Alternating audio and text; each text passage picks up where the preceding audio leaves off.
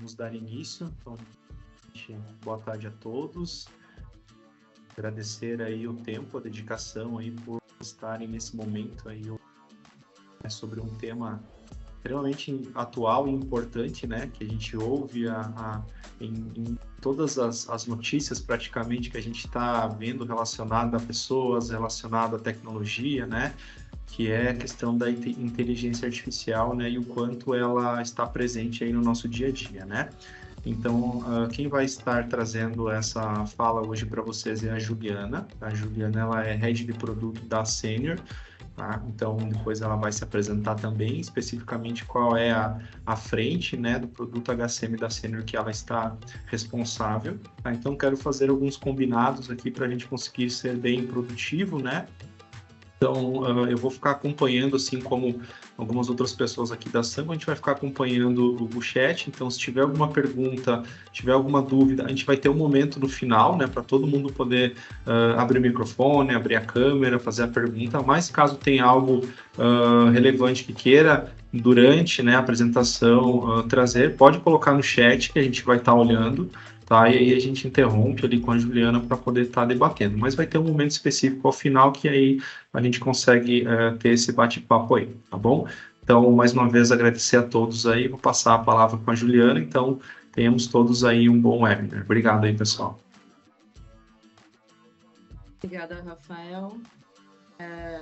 Também gostaria de deixar o meu obrigada e o meu muito bem-vindo a todos aqui. É uma grande oportunidade que a gente tem aqui de poder abrir esse canal para poder conversar com os convidados da Sancom e com os demais convidados aí, porque a gente estendeu o convite também aqui para um pessoal da própria Senior, né, que não teve a oportunidade de consumir esse conteúdo. Para vocês entenderem, esse conteúdo foi levado para o CONAR, agora essa edição de agosto, agora.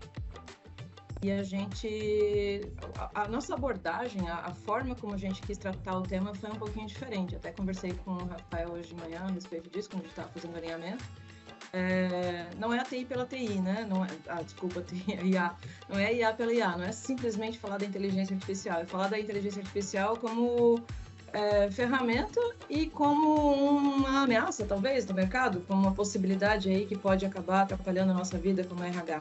Então, a gente quis ir um pouquinho além nessa nossa abordagem, a gente quis falar um pouquinho da nossa responsabilidade também com a inteligência artificial. É uma máquina trabalhando, mas a máquina tem alguns limites, né, que a gente tem que considerar. Então, eu vou compartilhar a tela aqui com vocês. A gente já está gravando, né? Beleza. Tem pessoal aí que disse que gostaria de assistir depois, então ficaria gravado. Só me avisem se a gente está com a tela compartilhada, pessoal, por favor.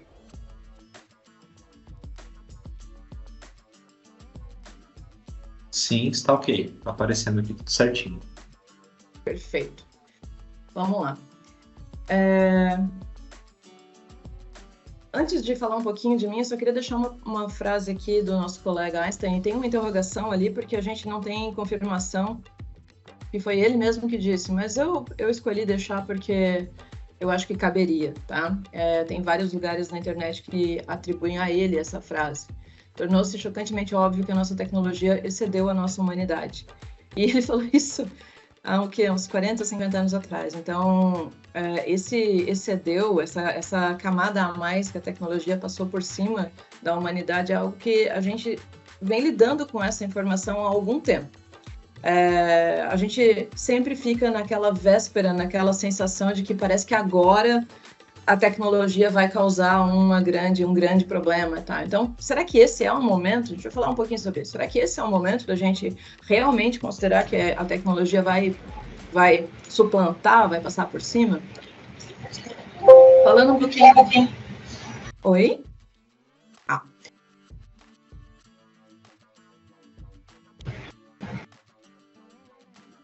Desculpa, ficou mudo sem querer aqui, gente. Eu sou Head de Produto aqui na Senior, na vertical de Talent Acquisition. Eu vou explicar rapidamente para vocês a questão da vertical de Talent Acquisition. No próximo slide, para vocês entenderem como é que a gente separa aqui essas lideranças dentro do HCM, que é um produto bem robusto dentro da Senior, né? Então, a gente vai separar um pouquinho para vocês entenderem, mas falando um pouquinho de mim, eu tenho uma experiência de comunicação aí na faixa dos 30 anos, mais ou menos, de mercado. Passei muito pela área de marketing, muito pela parte de gestão, parte de comunicação, mais recentemente para a parte de tecnologia, especificamente na parte de growth, aceleração, crescimento em negócios de tecnologia, soluções de tecnologia. Atendi várias HR Techs com a consultoria para growth, olhando para produto, olhando para solução de mercado. Então, eu não sou uma pessoa que veio do mercado de RH, eu sou uma pessoa que tem uma formação na área de marketing, gestão, tecnologia, e então hoje faço essa somatória aqui ao time da Senior com o HCM. Dentro desse cenário todo, dessa miscelânea toda aí da minha vivência, a gente consegue ver de um lugar, talvez, de certa forma, mais privilegiado, porque a gente vê com uma visão mais abrangente, né? Essa questão da IA, como é que a IA está se comportando e o que já aconteceu aí em alguns outros momentos que possa ser referência para a gente. Falando um pouquinho dessas verticais, então, eu estou aqui com o Talent Acquisition. Eu tenho as duas companheiras de liderança, a Jéssica e a Monique. A Monique cuida do Talent Operation, que é toda a parte de DP, a parte administrativa mesmo, operacional, que a gente chama, que é onde entra a folha, ponto, e a Jéssica cuidando da parte de experience, com toda a parte de desempenho. A parte de carreira, de fato, está ali com a Jéssica. Então, a gente separou pelo tamanho, né, da jornada, que eu vou mostrar aqui nesse slide. Então, é uma jornada bem complexa, bem robusta, e eu estou aqui cuidando do começo aqui. Qual que é a minha meta? A minha meta é tirar uma pessoa do mercado. Aqui tem a parte de planejamento de pessoal, onde eu tenho a definição se eu posso ou não posso contratar uma pessoa. A partir do momento que eu posso contratar uma pessoa, é a minha parte aqui. Eu cuido das pessoas entrando, né, no sistema aqui do HCM. Então, eu levo até o onboarding, e depois disso tem a administração, e aí tem o experience. Isso é só para vocês entenderem aí como é que a gente separa e quem sou eu nessa jornada aqui do HCM. Agora, ao conteúdo, de fato. Então, como o Rafael colocou, só para reforçar aqui, gente, se vocês tiverem dúvidas no correr aí, deixem no chat, que a gente vai puxando, tá? A gente vai coordenando aqui, não se acanhe. Com relação à IA, definição, vamos começar pensando numa definição. Essa aqui é uma das definições, mas é uma definição que, de certa forma, ela acaba concentrando bastante o conceito, tá? A inteligência artificial é a capacidade que uma máquina tem para reproduzir. Eu deixei em destaque a palavra reproduzir competências semelhantes às humanas, porque a gente vai falar muito a respeito dessa questão, reprodução. A máquina ela vai fazer a partir de alguma coisa que foi ensinada para ela, ela reproduz. Acho que esse é um ponto que gravem aí, reproduz, tá? Ah, mas a inteligência artificial, ela faz muita coisa, ela cria muita coisa. Vamos falar sobre isso. Um pouco da história, uma timeline da inteligência artificial, para todo mundo se situar, e aí teve uma febre, vamos dizer assim, um estardalhaço que surgiu aí no final do ano passado com o ChatGPT, mas isso surgiu de onde, né? Qual que é o que trouxe, né? Como é que do nada, né? Teoricamente, do nada surge essa tal possível ameaça aí para a nossa carreira? Tem gente falando aí de vamos ter que regulamentar porque o mundo pode acabar, tem várias coisas sendo colocadas aí, mas de onde vem isso? Então, talvez para todo mundo se acalmar um pouco, não é novo, tá? Não é novo. A gente tem ali, desde o Alan Turing, talvez vocês tenham visto, alguém tenha visto aqui o filme O Jogo da Imitação, onde tem uma máquina, e nessa máquina tem uma frase que ele colocou ali, que eu recortei, que é um cérebro elétrico, um computador digital. Ele quer criar uma máquina para poder fazer várias contas simultaneamente e testar novas possibilidades em cima das possibilidades já testadas, ou seja, uma máquina autônoma que consiga aprender, né? Que consiga fazer um processo de cálculo e aprender com o processo de cálculo e não fazer novamente o mesmo cálculo que fez, fazer novos cálculos. Então, lá atrás, tá? A gente está falando de 1936, com Alan Turing, com essa primeira ideia de uma máquina pensante. Depois disso, eu não vou entrar aqui em detalhes, né? Mas depois disso a gente teve uma grande evolução. O termo inteligência artificial, ele é de 1956, então façam as contas aí para saber quanto tempo que a gente tem esse nome acontecendo no mercado. E aí ele veio agora, tá? Para todos os efeitos, ele veio agora. Mas em 56, esse cara, John McCarthy, trouxe o nome do que é do que a gente está tratando como inteligência artificial agora. Se alguém gosta de xadrez, vai lembrar que a gente teve o Deep Blue ali em 97, que já deu um certo alvoroço quando uma máquina ganhou de um campeão de xadrez. Não sei se vocês lembram disso. Essa máquina era o Deep Blue e ele já tinha sido treinado para jogar xadrez, tá? A gente vai falar muito sobre treinamento aí. Então, isso foi em 97. 26 anos atrás, a gente está falando de 26 anos atrás, um certo impacto que aconteceu, mas ninguém levou isso muito adiante, porque não entendia uma forma disso ser usado de uma forma prática, não via aquilo, tá ok, uma grande máquina que sabe jogar xadrez, e aí, o que mais vai acontecer? Aí em 2011 a gente teve o Watson, que foi uma iniciativa da IBM que começou a mudar bastante o jogo, né? Começou a dar acessibilidade para cálculos e recálculos sendo feitos por uma inteligência que aprendia e conseguia devolver e fazer novas possibilidades aí de uma forma já mais moderna. E aí a gente tem, em novembro de 22, ou seja, numa linha do tempo, isso é há 2 segundos atrás, a gente teve o lançamento do ChatGPT pela OpenAI. O que é o ChatGPT? Ele é basicamente a popularização. Minha câmera estava meio baixa. Ele é basicamente a popularização do que já existia e já estava disponível para algumas empresas, para algumas indústrias. Ele simplesmente criou uma frente, uma possibilidade, uma janela, para deixar qualquer usuário, e aí qualquer é qualquer mesmo, o usuário ter acesso a um processamento de dados de inteligência artificial. Ou seja, qualquer um vai ali, abre o Bard é o do Google, abre os... Agora eu não vou nem falar, porque tem uma infinidade aí de assistentes, digita o que quer e a inteligência artificial, então, processa isso e traz uma resposta. Isso foi em novembro de 22, né? Quando começou esse frisson aqui mais recente. E aí a gente tem mais um avanço em cima disso, que foi em março de 23, que está nesse outro slide aqui. O que aconteceu em março de 23? A gente tem o GPT-4. No ChatGPT, e talvez aí vocês não tenham essa noção, alguns pode ser que tenham percebido, outros não. Em novembro de 22 lançaram, muitas pessoas foram lá, os early adopters que chama, né? O pessoal que chegou cedo lá, fez o cadastro e tal, fez uns testes, umas brincadeirinhas e falou, cara, isso é muito artificial, é muito fake, não dá para usar isso de uma forma real. Ele não passa uma ideia que eu consiga confiar e tudo mais. Então, meio que deixou de lado.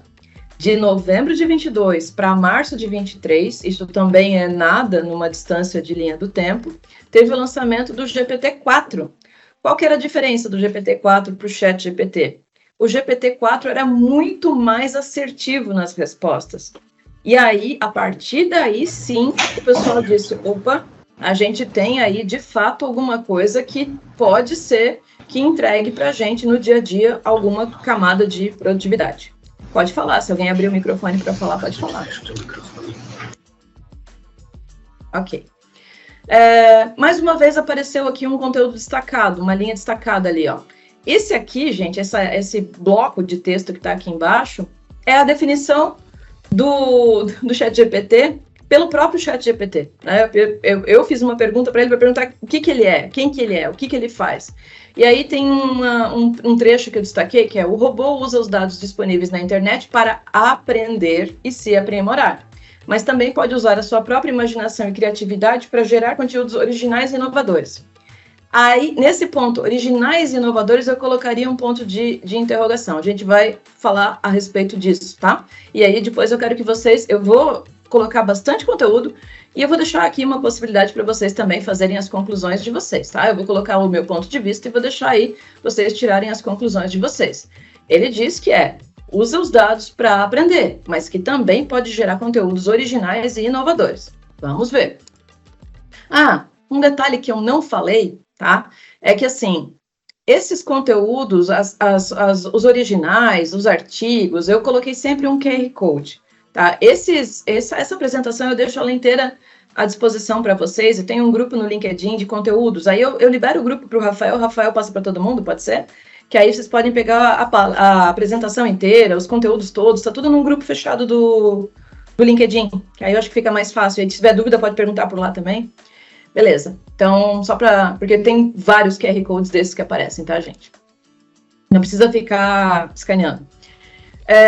Bom, vamos lá. Então, aprende, tá? Aprende de que jeito? Aprende como? Como é que uma máquina aprende? E o que eu posso fazer da minha parte aí? O que eu estou sendo ativo ou passivo nessa questão de aprendizado da máquina? Aprendizado da máquina já está ali, ó, já apareceu. Aprende com base no modelo que foi treinado, como a gente já está aí chegando nessa conclusão. E ela continua se aprimorando com a curadoria dos resultados. Vou explicar um pouquinho melhor isso. Eu tenho a inteligência artificial e o machine learning. Machine learning, o aprendizado da máquina. Então, estamos reforçando que a máquina aprende, tá? Como que ela aprende? Aí tem um gráfico aqui. Vocês conseguem ver o meu cursor? Funciona eu apontar com o cursor? Sim, funciona certinho, aparecendo aqui. Legal, ótimo. Então, assim, a gente tem aqui, nesse infográfico, um modelo bem interessante para entender como é que funciona praticamente tudo que usa a inteligência artificial, tá? É um modelo básico aqui, mas ele ilustra bem como é que funciona.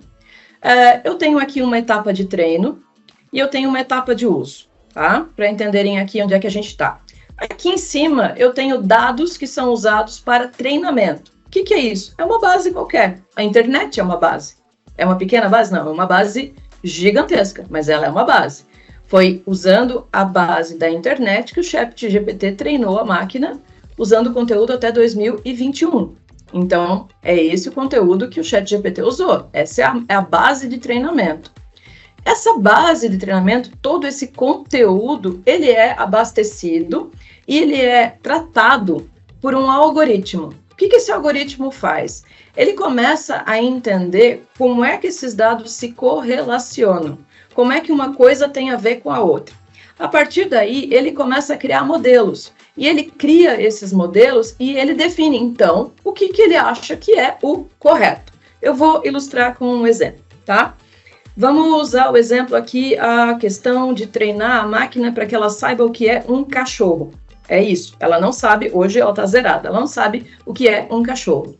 No Training Data, eu dou para ela todas as informações possíveis a respeito de um cachorro. Tudo que é possível a respeito de um cachorro. Todas as raças, espécies, tipos, imagens de vários tipos, textos de vários tipos, eu saturo essa base com informações de cachorro. E aí, eu então desenho para ela o que é um cachorro. Olha, isso aqui é um cachorro. Ela começa a entender, então, as semelhanças e os pontos onde eu tenho similaridades. A partir daí, ela desenha um modelo de cachorro.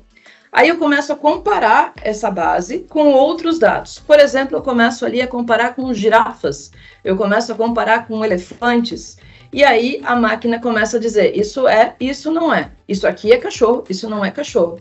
Às vezes, numa imagem, a máquina se confunde. Eu posso colocar uma foto de um elefante meio estranha ali e tal, pela pose e tudo mais, e a máquina vai ali e ela diz que aquilo também é um cachorro.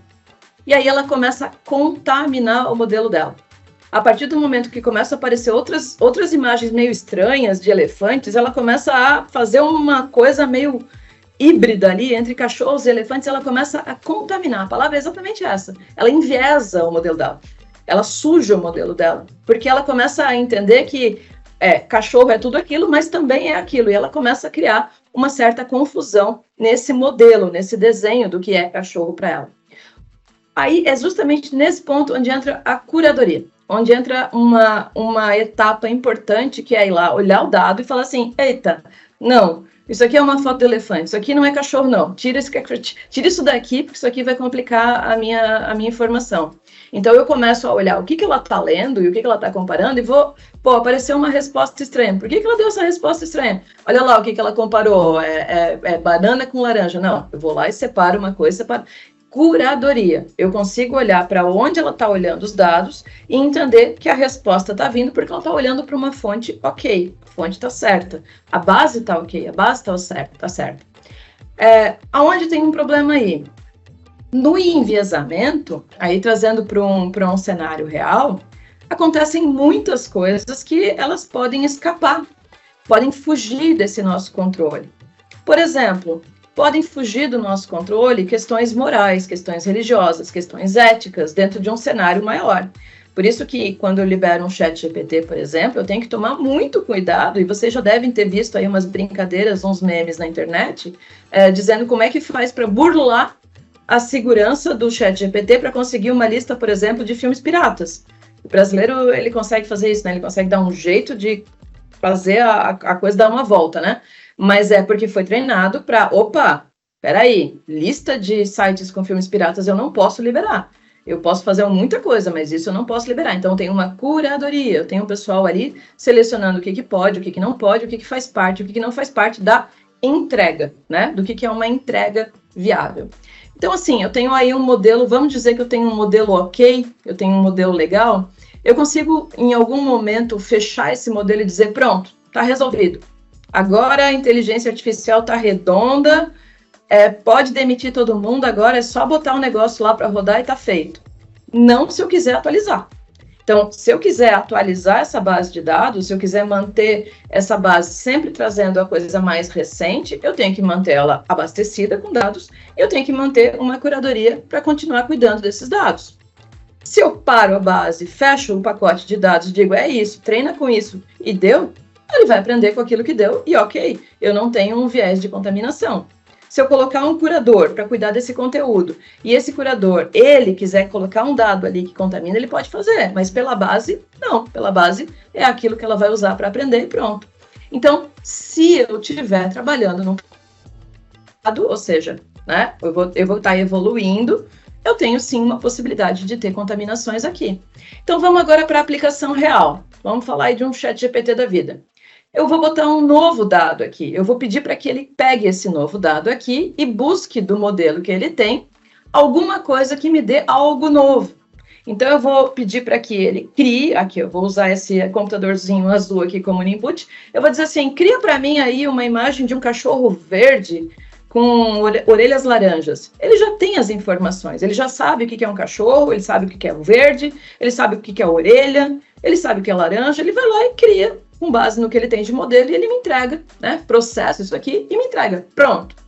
Eu devia ter feito esse exemplo aqui para mostrar para vocês, mas eles conseguem fazer. E aí ele vai, entrega um cachorro com orelha laranja. Acontece que em alguns casos o modelo está treinado errado e esse processamento é feito e entrega alguma coisa torta para mim, enviesada para mim, não me entrega o que eu quero. A curadoria ela tem que fazer um processo aqui retroativo de dizer isso aqui está errado. Então eu vou lá, limpo a base, corrijo e tal. Esse processo ele é constante, esse ciclo de limpeza, higienização e atualização é constante. São milhões de dólares que são gastos para fazer essas máquinas funcionarem e continuarem entregando resultados que são satisfatórios, tá? É muito trabalho para fazer isso acontecer. E aí a gente tem a possibilidade, então, de um modelo de sucesso. Ok, entregou o meu cachorrinho como eu queria e a partir daí todo mundo fala, meu Deus, isso funciona maravilhosamente bem. Porque foi treinado para isso, né? Todas as outras possibilidades de imagem do cachorro foram descartadas dizendo isso não, até que aparece aquela que é o sim, e eu dou um sim, e a partir daqui o computador entende, a máquina entende, que é isso que eu quero como resultado esperado. Então vamos lá, a gente está falando que aprendeu. A partir daí, muita coisa foi dita, muita coisa mesmo, de verdade. Agora indo um pouco mais para a nossa área, tá? 4 mil pessoas perderam emprego em maio, isso é tudo dado real aqui e recente, tá? Por causa da inteligência artificial, segundo o relatório. A inteligência artificial pode acabar com 27% dos empregos, a inteligência artificial pode afetar 300 milhões de empregos, e assim vai. Todo dia, se vocês abrirem aí, provavelmente hoje deve ter uma dessas aí, falando de alguma coisa desse tipo.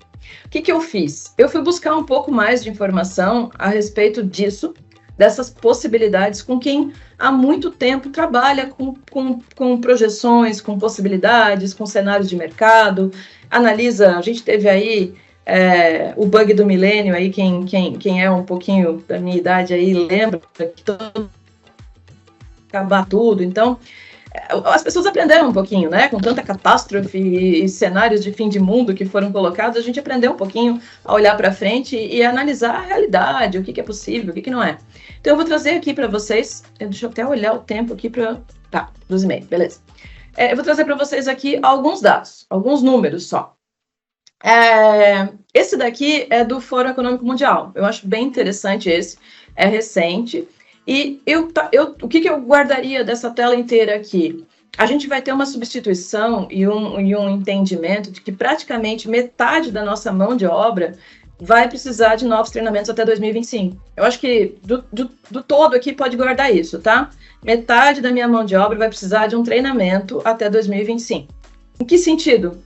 Vamos ter ferramentas novas, vamos ter máquinas novas, vamos ter possibilidades novas, vamos ter fluxos novos, vamos ter sistemas novos, e a gente vai ter que ter pessoas que saibam lidar com esses sistemas novos. Então, eu tenho que treinar essas pessoas para esses sistemas novos. Assim como antes de existir um computador, eu penso, então vai chegar um computador e vai acabar, porque o computador vai fazer tudo. Eu tô sendo bem dramática aqui, tá, gente? Um computador vai vir e vai resolver tudo. Não, gente, eu preciso treinar as pessoas para que elas usem um computador.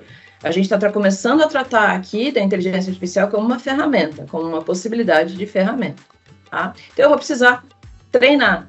Para quem já está aí bem conectado com as tendências de mercado, já deve ter ouvido os termos upskill e reskill algumas vezes, que são termos de qualificação e requalificação, né? Melhorar a qualificação e requalificar. Então, já hoje, para quem está na área de RH, e como a minha área é a parte de recrutamento e seleção, a gente sabe que às vezes fazer um rodízio, às vezes a gente fazer um reaproveitamento de vagas, a gente fazer uma requalificação interna é mais negócio do que buscar esse talento no mercado, é mais rápido, é mais barato do que buscar um talento no mercado. A gente está falando agora de novas possibilidades que acontecem, precisando de novos entendimentos, novos conhecimentos. Então, 50% até 2025 vão precisar aprender a trabalhar com a inteligência artificial. Esse é da McKinsey, tá? Aí setores que vão ser muito afetados. E aí eu vou trazer o porquê. No meu entendimento, esses setores vão ser muito afetados. Olhando aqui direto para esse ponto aqui, ó, as duas linhas aqui, onde a gente tem um impacto grande aqui, vamos dizer, um impacto alto, né? A parte de saúde e a parte de tecnologia e mídia.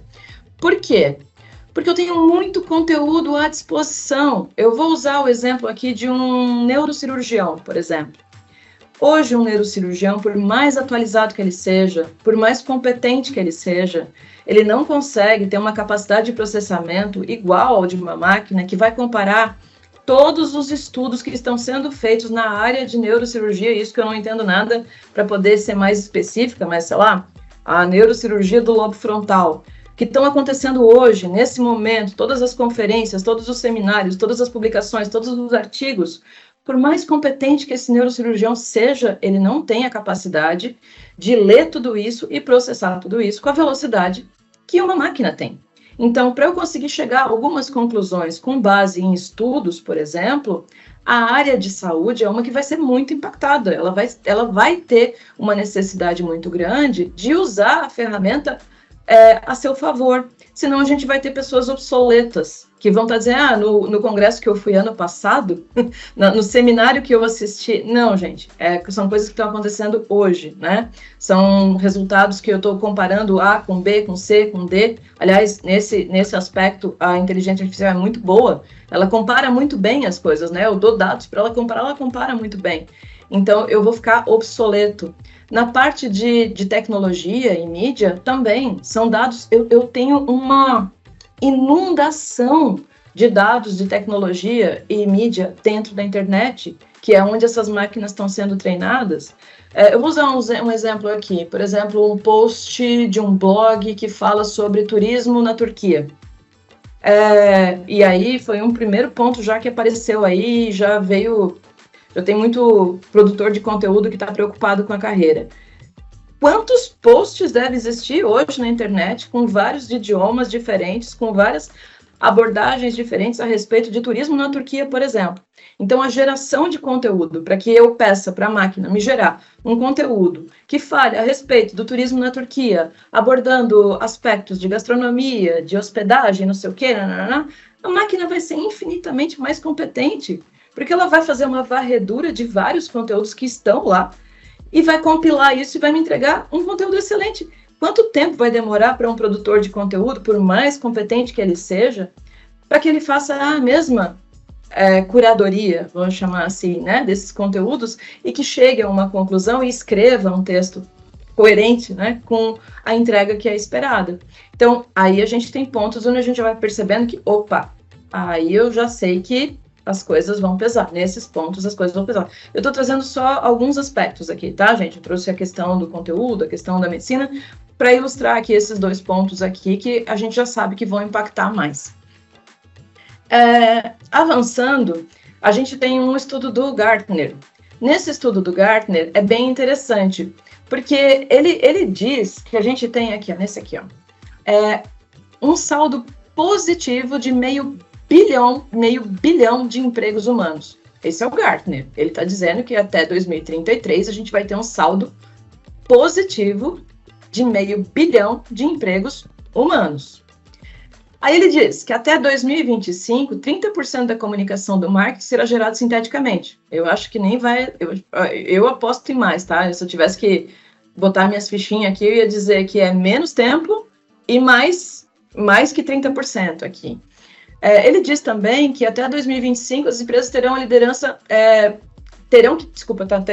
Elas terão que ter uma liderança de IA. Vai ter que ter alguém, como se fosse um chefe de IA, sabe? Alguém que sabe quais são as máquinas que estão sendo usadas, quais são as inteligências, quais são os processos que estão usando inteligência artificial dentro do processo de produção, para que essa pessoa saiba o que está acontecendo e cuide desses funcionários, desses colaboradores, máquina que a gente vai ter.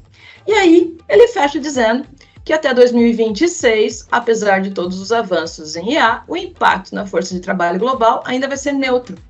Então a gente fica pensando, pera lá, então eu tenho 2033, eu vou ter meio bilhão de empregos positivos humanos, eu tenho um cenário que foi colocado lá de 300 milhões de demissões, como é que fica isso? É simples, gente, a gente vai ter sim pessoas que vão estar sendo desqualificadas se elas não se atualizarem. Como já aconteceu várias e várias vezes, a gente vai ter pessoas que, se elas não se atualizarem, se elas não se disponibilizarem para se atualizar, elas vão perder o espaço delas, vão perder para as gerações novas, vão perder para as outras pessoas que se qualificaram. Então, a gente fala de novo de requalificação, né? A gente fala de melhorar a qualificação e de requalificar. Por quê?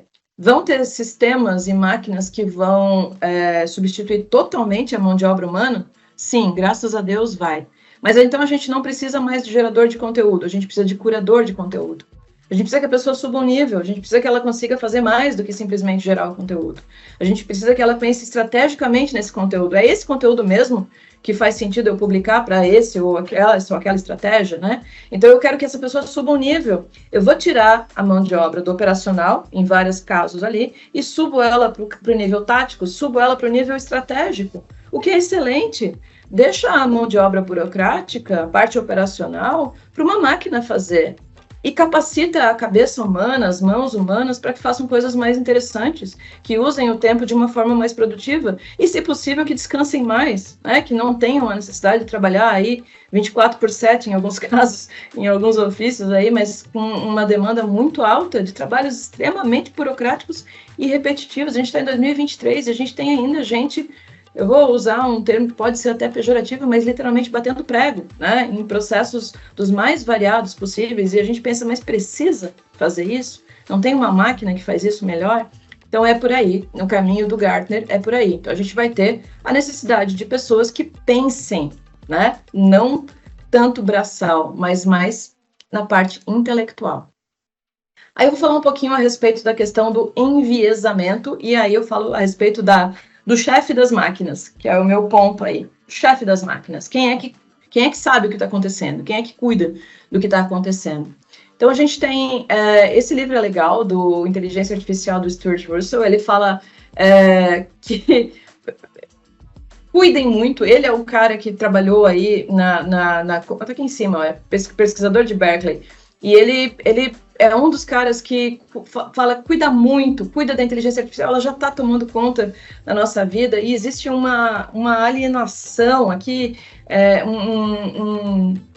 a gente está entregando no nosso dia a dia, a gente acaba entregando para o algoritmo fazer as escolhas por nós. Então, a gente tem aí o algoritmo, às vezes, tomando a frente dos lugares onde a gente vai comer, né, dos lugares onde a gente vai visitar, das roupas que a gente quer comprar. Eu nem queria, mas eu achei tão legal aquela oferta. Então, a gente tem o algoritmo, em alguns casos, tomando a frente.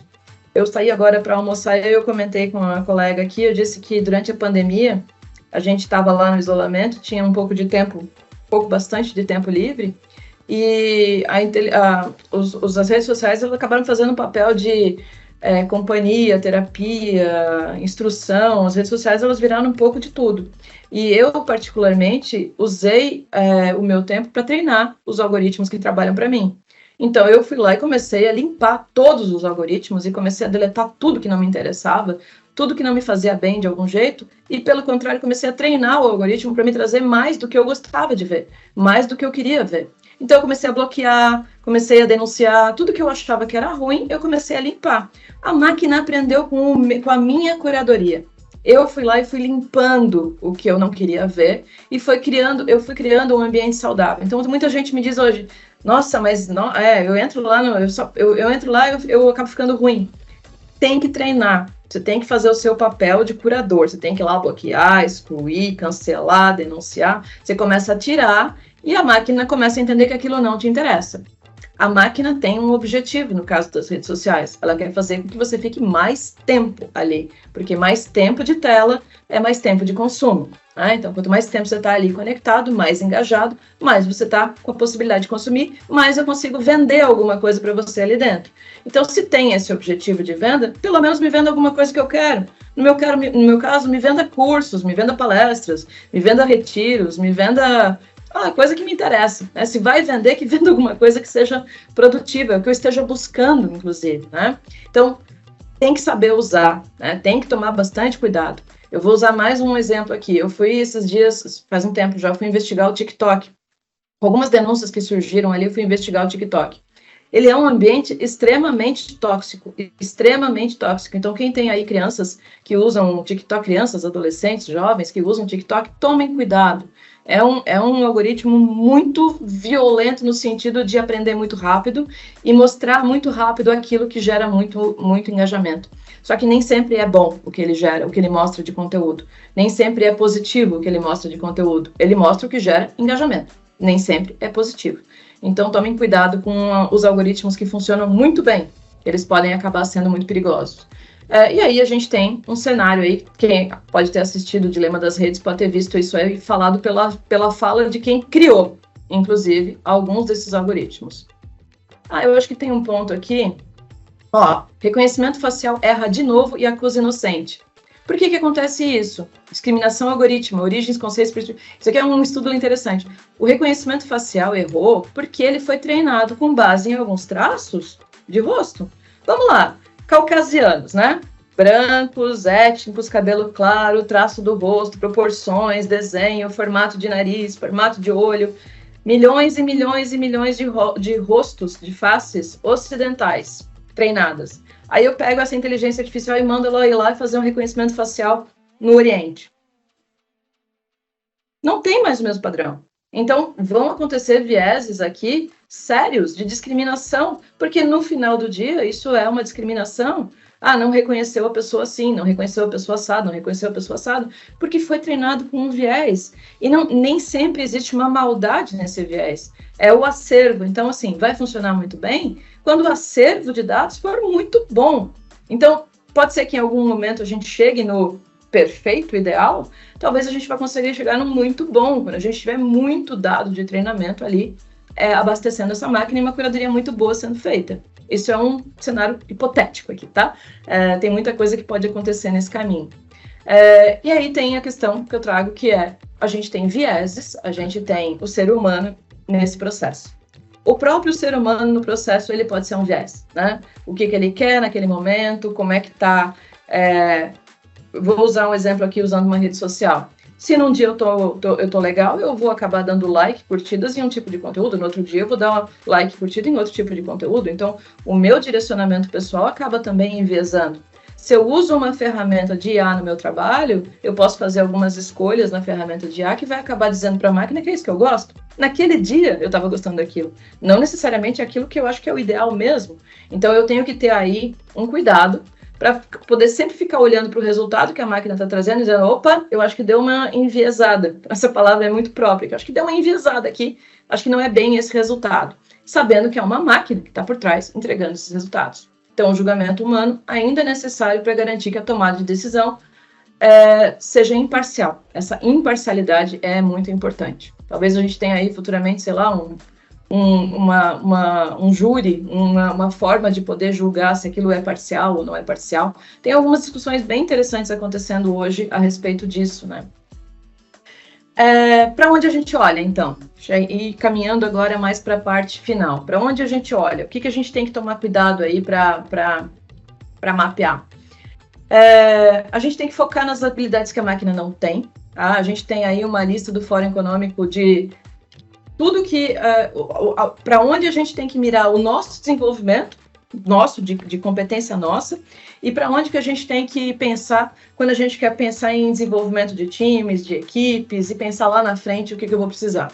Eu vou precisar de pensamento analítico e inovação, isso a máquina não vai conseguir fazer agora. Aprendizado ativo e estratégias de aprendizado, eu tenho que ter isso aqui rodando o tempo todo, eu tenho que ficar, a partir de ontem, eu já tenho que pensar como é que eu faço para treinar, como é que eu faço para explicar o que está acontecendo. Isso que eu estou fazendo aqui com vocês, como é que a gente faz para replicar dentro da empresa? Isso já tem que começar a ser pensado, tá? Se já não está sendo feito, já está atrasado. Então, esse é um ponto importante. A resolução de problemas complexos também é uma capacidade, uma necessidade que a gente vai ter que pensar. Quem faz isso? Quem é que pode resolver problemas complexos? A máquina vai resolver o que ela sabe resolver. Fazer gestão de crise, lidar com o cliente, lidar com situações emocionais. Quem que vai lidar com isso? Quem que vai resolver isso aqui? Pensamento crítico, conseguir fazer um discernimento e ter uma análise crítica. A criatividade. Gente, aí eu vou voltar naquele ponto lá atrás, não vou voltar aos slides, onde a máquina fala que ela cria. Ela reproduz. Para mim, ela reproduz, porque ela tem uma base que ela se inspira e ela faz uma grande mistura daquilo tudo. Original mesmo, um Van Gogh, só vai ser um Van Gogh. Né? O original mesmo vai ser só um. Então, a gente tem que continuar incentivando o desenvolvimento da criatividade, porque senão, daqui a pouco, se a gente deixar isso aqui parado, a gente vai ter uma grande pasteurização. Tudo vai ser inteligência artificial, a gente não vai ter mais nada original, a gente vai virar uma sociedade pasteurizada com mesclas do que já foi feito. Então, vamos incentivar a criatividade dos nossos times, vamos trabalhar com a liderança e a influência social, é importante isso daqui. A liderança ela vai ter que continuar existindo, a gente vai ter que continuar tendo times, então vamos continuar trabalhando com a questão da liderança e trabalhando com os grupos, né, com os grupos sociais. O desenvolvimento, uso e monitoramento de controle da tecnologia. Então, assim, tem que desenvolver mais, tem que usar mais, tem que monitorar mais, tem que controlar. Isso aqui tudo é trabalho, emprego, tudo aqui é emprego, tá? Resiliência e flexibilidade. Resiliência e flexibilidade são duas características que vão ser extremamente importantes, porque hoje eu tenho um emprego com uma função, amanhã surgiu uma máquina que faz uma coisa que eu podia estar fazendo, ou que eu estava fazendo, e eu vou ter que fazer outra coisa, então eu preciso conseguir entender que é hora de mudar, é hora de fazer outra coisa. É uma competência que vai ser muito valorizada. E um ponto que eu trouxe aqui, que é um destaque que eu quero falar também, é a questão da intimidade artificial. Foi um texto do MIT, aqui, um artigo bem legal que esse André escreveu, num voo, ele estava lá filosofando e ele escreveu isso, eu achei bem interessante. Ele disse que os nossos jovens, nossa turma que está vindo aí, ela perdeu a capacidade de fazer interação social, a interação social dela está baseada em likes, então eu não sei mais reagir quando alguém discorda de mim, porque basicamente eu fico frustrado se não dá like, eu fico feliz se dá like. Mas se as pessoas me contestam, se as pessoas me criticam, a minha reação ela é totalmente desproporcional, porque eu não estou mais sendo treinado para interações pessoais. Gente, olha como isso é sério. Os nossos jovens não estão mais sendo treinados para interações pessoais. As nossas turmas, os nossos grupos, onde a gente convergia, divergia, discutia, ficava de mal uma semana, voltava a falar na semana seguinte, isso está sendo cada vez mais escasso. A gente está fazendo um diálogo agora de curtidas, e isso pode prejudicar a gente num cenário futuro, onde essas pessoas vão estar dentro dos nossos cenários das nossas empresas, tendo dificuldade de aceitar ordens e de lidar com feedbacks negativos e com coisas que não são positivas. Vou dar uma aceleradinha aqui, porque eu acabo falando demais.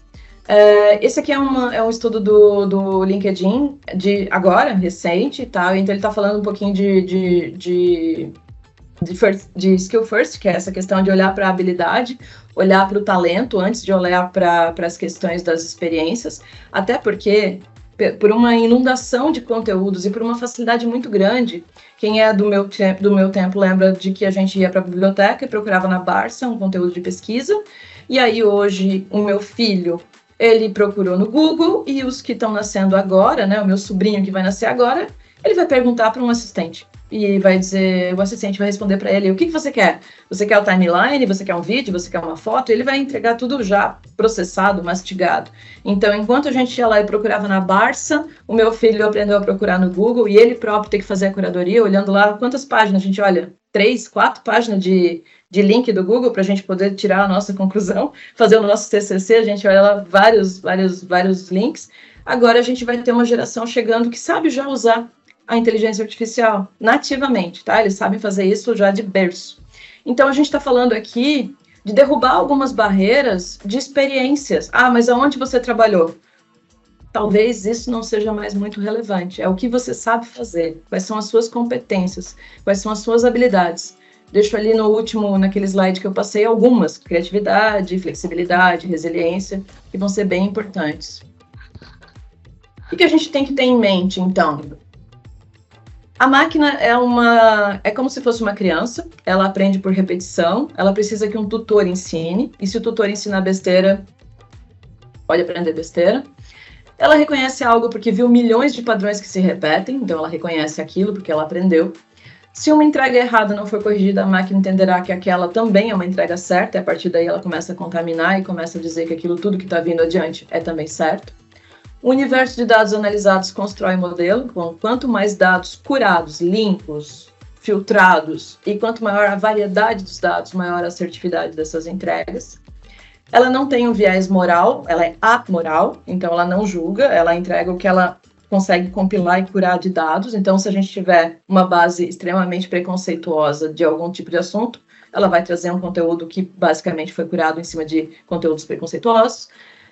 E ela precisa, então, de um tutor que não seja, né, que ele seja esse viés, esse fiel da balança ali. Ela não consegue entender os sentimentos e as nuances da alma humana, então ela não tem essa capacidade sutil de discernimento. Ensinar, eu coloquei ali, talvez porque os seus tutores também não sabem ensinar. A gente tem uma dificuldade muito grande da gente falar a respeito de sentimentos. Se a gente não consegue falar sobre sentimentos, como é que a gente vai ensinar uma máquina o que é um sentimento? Então, essa parte toda, gente, ela tá fora, tá? Toda essa parte tá fora, porque a gente não tem a capacidade de... Se a gente não consegue entender, a gente não consegue ensinar. Então, a máquina vai começar a aprender usando o padrão dela, que não é exatamente o padrão que a gente está ensinando. Vamos lá, diálogo então aberto. Até onde eu deixo um algoritmo trabalhar sem fazer parte da construção do modelo de aprendizado? A gente tem um monte de ferramentas aí, e o próprio RH usa várias ferramentas, né? Tem a possibilidade aí de algoritmos e tal. Até onde eu deixo a máquina trabalhar sem fazer parte da construção do modelo? Saber, ter noção de que eu de fato estou ali dizendo que eu estou curtindo a resposta que o algoritmo está me entregando, ou que eu não estou curtindo, isso aqui não é o que eu quero. O que de fato uma máquina faz? Até onde ela vai, até onde é o trabalho dela? Eu sei exatamente o que está acontecendo aqui por trás, qual é o dado que está sendo curado, que base está sendo usada, eu consigo enxergar além, alguém sabe me explicar nesse aplicativo, naquele aplicativo, o que está sendo usado? Eu estou falando isso porque a gente está falando aqui de um viés de RH, tá, gente? De uma sensibilidade aí, porque eu vou substituir pessoas por máquinas, então eu tenho que entender o resultado que está vindo de uma base. Quem fica e quem vai? A hora de decidir pelo corte no time para substituir por uma máquina. Pode acontecer, a gente já falei aqui a respeito da questão do conteúdo, né? Em alguns casos, sim, a gente tem que avaliar isso de uma forma bem tranquila. Não estou dizendo de forma alguma que não haverão cortes, né? Não haverá cortes. A gente vai ter, e a gente vai ter que saber lidar em que momento é o momento de fato, uma máquina ocupar aquele espaço. E o que não pode ser substituído, pelo menos ainda, né, no momento que a gente está, o que não pode ser substituído ainda? Isso aqui era lá do evento. Eu volto aqui para vocês agora. Agradeço muito e eu vou deixar um tempinho, não sei se sobrou muito tempo, 10 minutinhos. Eu vou deixar um tempinho, então. Se vocês quiserem conversar alguma coisa aí, comentar alguma coisa, ter alguma pergunta, algum assunto, aí algum ponto que eu coloquei, que bem à vontade. Perfeito, perfeito. Bacana. É um assunto muito importante, né? E como a Juliana comentou, ele não é algo de agora, né? Ele é algo que vem já ao longo do tempo, né? E me fez refletir sobre outro ponto, né? Que também ele está relacionado, que é essa mudança das ocupações, das profissões, né? Daquilo que a gente vê, né? Eu me recordo lá no meu início, né? Eu vou fazer um breve relato aqui só para compartilhar, né? Lá no início da minha carreira profissional, enfim, existia ainda tem, né, o CBO lá, que é o tal do contínuo, né, que é aquele rapazinho, no meu tempo, que, né, pegava todos os boletos lá dentro, colocava no malote, ia no banco, deixava no banco, enfrentava a fila para pagar o boleto com o cheque e tal e tudo mais, né? Aí veio o Internet Banking. O que aconteceu? Acabou, né, de certa forma. Então, deu agilidade, mudou-se a profissão. Então, aquele contínuo, o que aconteceu? Ele teve que ser treinado para que ele ocupasse uma outra função dentro da empresa e ele fosse produtivo tanto quanto ele era. Né? Então, me recordo muito bem disso, né? São momentos que passam, né? E, de certa forma, a gente está passando de uma forma muito mais acelerada por essas mudanças agora. Né? Então, como tu bem colocou, né, Juliana? Então, em novembro de 2022, não é que se criou, né?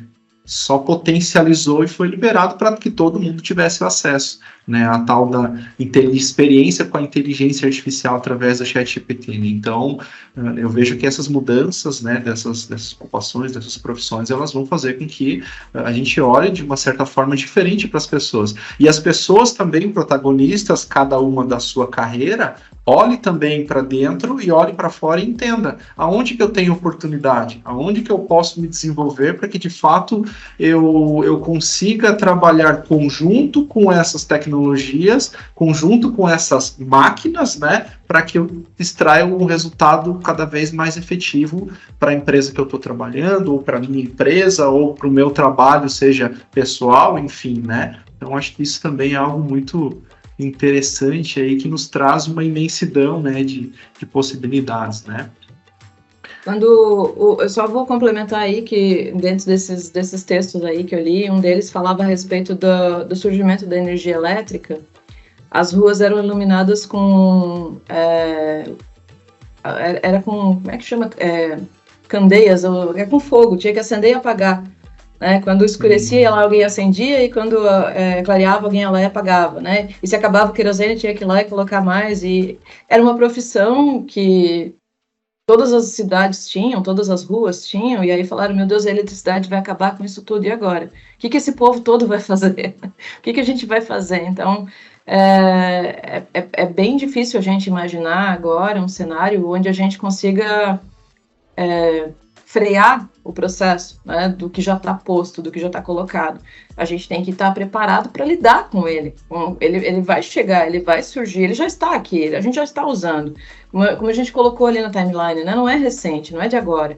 Então, agora está vindo para essa camada, onde a gente tem que tomar algumas decisões com relação a isso, né? É produtividade? Sim, eu preciso de produtividade.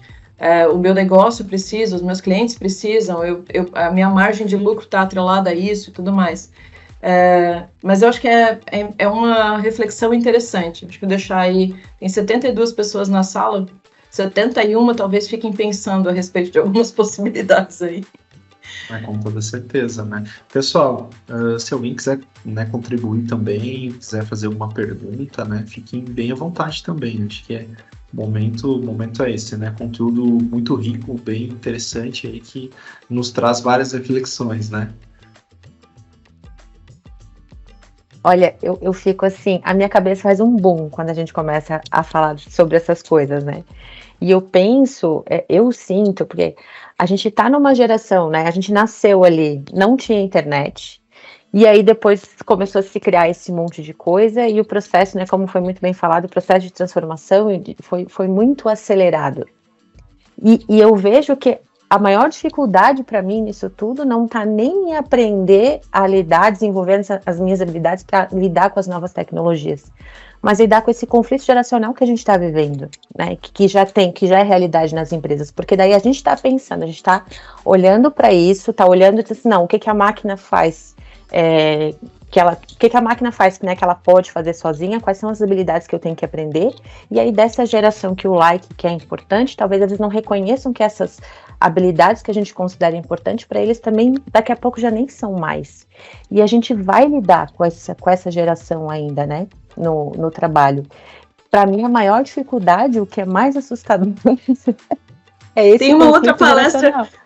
Valquíria, tem uma outra palestra que eu levei para o Concar, que foi aqui em Santa Catarina, que fala a respeito disso, justamente sobre isso, assim, o que essa geração que está vindo aí quer no emprego. De repente o Rafael organiza aí um momento para a gente falar a respeito disso.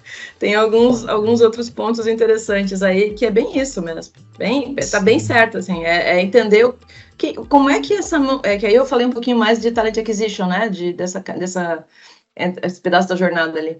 Mas o que essa geração que está vindo aqui espera de um emprego, espera de uma profissão?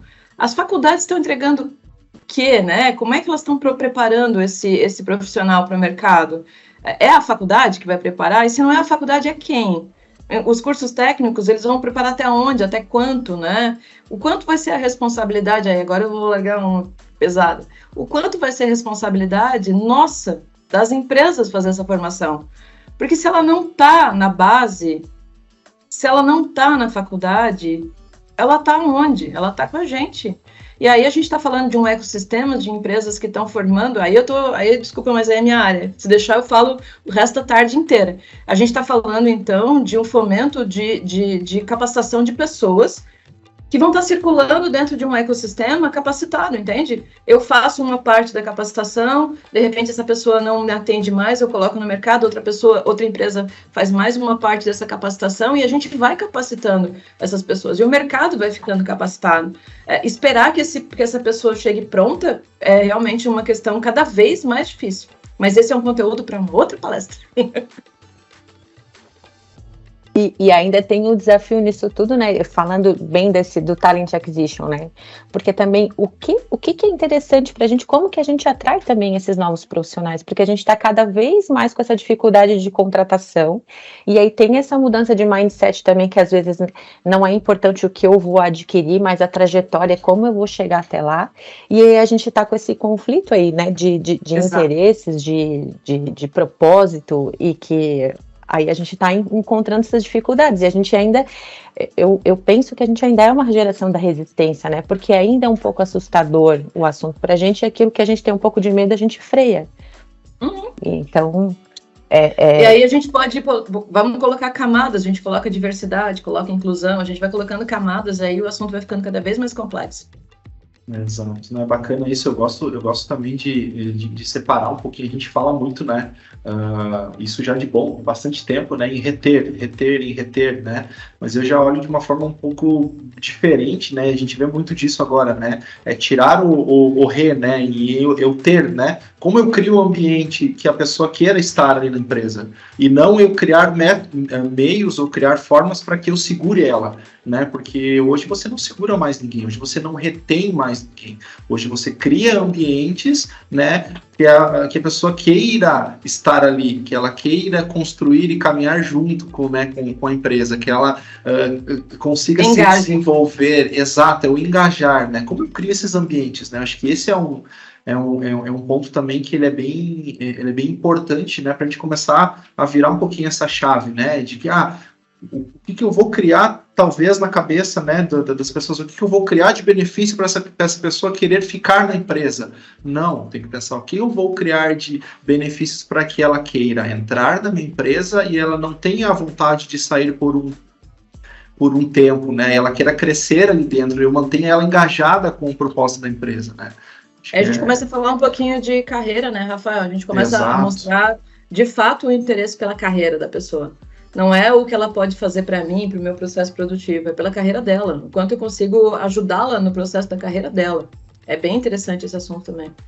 Exatamente, temos temos vários temas aí para outros momentos e um bom tempo aí de bate-papo, né?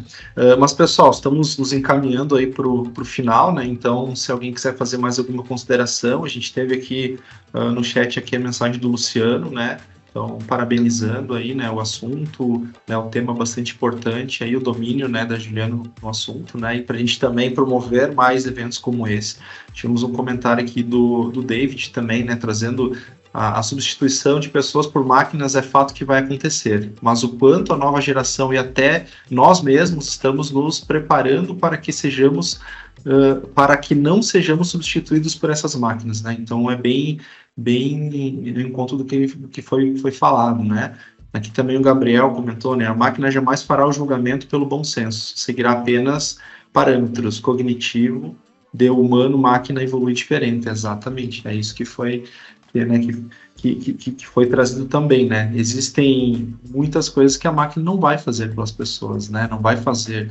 Então, também é outro ponto interessante aí. Pessoal, então agradecer aí a todos, né, pela participação. Obrigado aí, Juliana, pelo tempo, pessoal pela organização aí também, né? O material, o conteúdo aí posterior a gente compartilha, né, aí com todos. Se alguém quiser trocar mais alguma ideia sobre esse tema, sobre como, né, a Senior também integra, né, a IA dentro das suas soluções para justamente unir, né, tudo isso que foi comentado, né, em prol, né, da produtividade, da agilidade, da assertividade nas operações também, nos chamam para a gente trocar uma ideia aí mais aprofundada, tá? Eu fico à disposição, a gente vai, através do Rafael, vou compartilhar aí os meus contatos pessoais também, do LinkedIn, WhatsApp, se alguém quiser bater um papo mais de perto aí, fico bem à disposição. E ficamos à disposição para novos conteúdos também, Rafael, aí falando contigo e com o time aí, ficamos à disposição para novos conteúdos. Fiquem bem à vontade. Com certeza, faremos mais desses encontros aí, temos vários assuntos aí interessantes para falar. Valeu, pessoal, obrigado, bom trabalho a todos aí, até mais. Até mais.